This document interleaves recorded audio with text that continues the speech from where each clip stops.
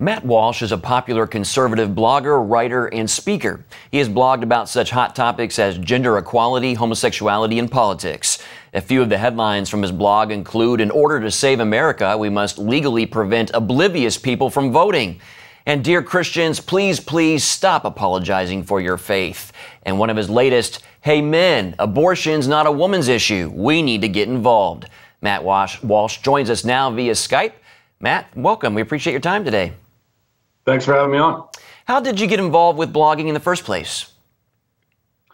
It's sort of a boring, uninteresting story, but I was a small market radio host for a while, and I started a website originally, I guess, as a way to promote the show that nobody was listening to.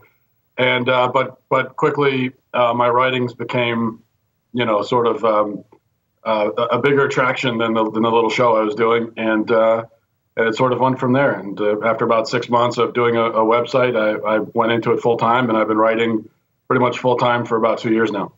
Well, as we've mentioned, you've touched on some pretty controversial topics. How do you decide what to write about? Yeah, obviously, like any blogger, you're looking at the current events, what's going on. I try to, look at the issues that really matter and offer my analysis for whatever it's worth. But I do have general issues and topics that are extremely important to me. The life issue, family issues. These are the things that I think we need to be concentrating on, particularly as Christians. So anytime there's an opportunity to write about that, or if there's anything going on in the news, in those avenues, I try to bring that to people's attention. What kind of backlash have you seen from those who disagree with you? Well, it's kind of what you would expect, I guess, if you spend any time on the internet. You get just the standard people writing angry emails. There are, the death wishes, hope you kill yourself, those sorts of things. Death threats every once in a while. Those are always fun. I think, what I've, and I don't know if this is, this is just anecdotal, but I've noticed more, I guess, with the polarization of things, more and more, people will email me upset about something that I wrote, and then they'll start bringing my family into it and my kids and just saying, and this is what people do now, I guess, on the internet. They just, well, what's the absolute worst thing that I can say to somebody to punish them for their opinion? And so there's a lot of that. But I think it's what anyone who writes their opinions on the internet or shares their opinion, this is what we deal with. So it's par for the course, I guess. Well, have you ever felt like your safety was threatened, either yours or your family, and you felt like you needed to get police involved? Yeah, in the beginning, when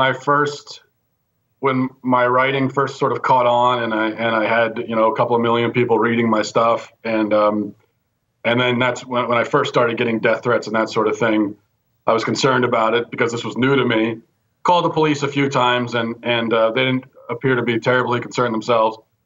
And so then after a while, you just sort of realize that for the most part, these are just people sitting in their basement or whatever, just anonymous kind of cowards who are just having a temper tantrum, and there's nothing to really worry about. So I haven't felt like my safety was actually threatened, and certainly I've never encountered anyone in real life who's threatened me. Okay, well, talk about your latest blog on men and abortion. Why was that important for you to write about? Well, I write, as I said, I write about abortion quite a bit. Life issues, very important, and I think from what I've noticed, particularly in my generation, in millennial generation, men tend to be hesitant to get involved and to say their opinion on the topic. And obviously, we need to hear from women. And I think the polls show that most women, even most millennial women, are pro-life. And that's great because they have a perspective that's so important, obviously, as the people who are bearing the children. But men also have a unique and indispensable perspective on the abortion issue. And so I just wanted to write something encouraging men to speak up and to remind men and to remind some pro-choice women who need to be reminded about this fact that, men are just as involved in this process as women are. And we have a voice that's so important. And we're supposed to be, as men, I'm traditional, I'm an old-fashioned guy. So I believe that men are supposed to be leaders in society and in their families and in society. And so this is an issue that we need to stand up as men and show leadership on. You say Christians should stop apologizing for their faith. Explain what you mean and why. Well, I've just noticed that, more and more Christians become embarrassed, it seems like. Christians are embarrassed. They're hesitant about, what their faith actually means, particularly when it comes to a lot of these cultural issues. And so I think what we need to start doing is presenting, our beliefs, which is the truth, present the truth, and not in a way where we're, couching it in all kinds of nice, polite rhetoric, or, giving ourselves escape hatches, or saying things like, this is what I believe, but if you believe something different, that's totally fine. But saying, this is the truth, presenting it as the apostles did, as a matter of fact, just presenting it, this is the truth, and not apologizing for it, because we have, when we have the truth, we have nothing to be ashamed of. And that's what troubles me when I encounter Christians who appear to be somewhat ashamed of their belief. But we have no right to be ashamed of it, because this is the truth. And to be ashamed of our faith is to be ashamed of God.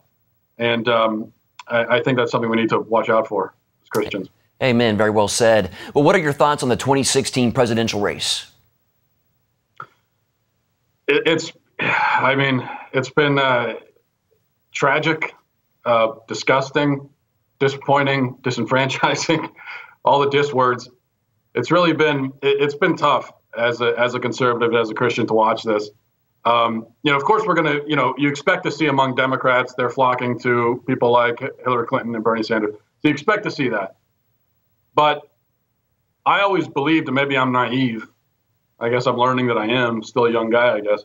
But I always believed that on the right side, on the political right, most people were conservative, and they knew what that meant, and they believed in the cause. I always thought that the conservative movement, it is a cause, And instead, what you've seen is so many people on our side have gone to a reality TV character, to a megalomaniac, a liberal populist, a big government authoritarian guy who does not represent our values or our principles at all, doesn't even pretend to, who's a cruel and vindictive and I believe, really just bad man, unrepentant sinner who brags about his sin and his adultery. So we know the whole list. And to see people flocking, to see conservatives and Christians. I mean, this is a guy, Donald Trump, he pretty much ran the table in the Bible Belt. To see that happening, I think, is very troubling. And what it shows me is that, no matter what happens, even if Donald Trump somehow loses in the primary, which I don't see happening, or when he loses in the general, which is much more likely, we still have serious issues, because some real weaknesses, some real problems have been exposed in the conservative Christian camp. And we're going to have to deal with those no matter what happens in the election. All right. Well, for a link to the Matt Walsh blog, log on to cbnnews.com. Matt, once again, thanks for your time and your insights today. I appreciate it. Thank you. All righty.